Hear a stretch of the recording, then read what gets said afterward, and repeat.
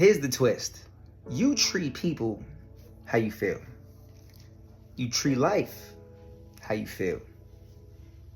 But the kicker is life treats you how you feel. So what's the common denominator? How you feel.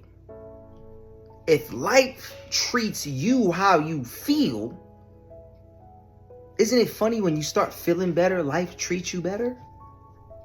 So who's in control here? You don't wait for life to get better for you to start feeling better, because it doesn't get better unless you start feeling better. And you can start feeling better right now.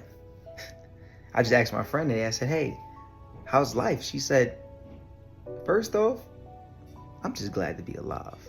Let's just start with that. And I was like, right there was great enough for me. I'm like, I'm glad to be alive. I'm smiling. I'm happy. I will find something to smile about. I will find something to be happy about. But I also work on me every day, and I'm happy about me. So life is literally treating you how you feel. So if life isn't looking the way you want it to, you got to work on how you feel.